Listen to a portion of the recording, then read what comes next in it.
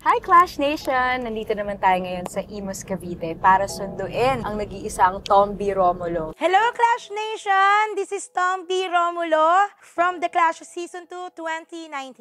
At magbabalik po sa Clash Arena ngayong 2025. And I remember may performance siya na parang may sakit yata siya nun, pero pinush niya pa din. We all got emotional nung time na yun kasi parang nakita namin yung frustration niya, but at the same time, yung drive niya. Sobrang hindi ko makakalimutan sa season ko yung nangyari sa akin sa laban namin ni Antoinette. Kasi nga, hindi ko daw natapos yung kanta, pumiyok daw ako. Ang dami kong basher, bakit daw? Yun daw yung kinanta ko, hindi ko naman daw abot. Hello po! Sabi niya, gusto mo ba mag-clashback? Sabi ko, oo naman. Sabi kong ganun, gustong-gusto ko. Wala akong ibang sinabi kundi go ako dyan. Iniisip ko na lang po, napaka-swerte ko kasi isa po ako sa napili para po makabalik po dito.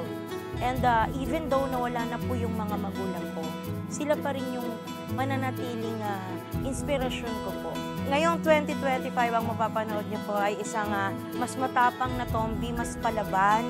Yung Tomby magkakaroon na ng disiplina sa sarili para pagandaan at bigyan ng magandang preparasyon yung contest at magbigay ng mga magagandang awitin sa mga judge at syempre sa ating mga manonood.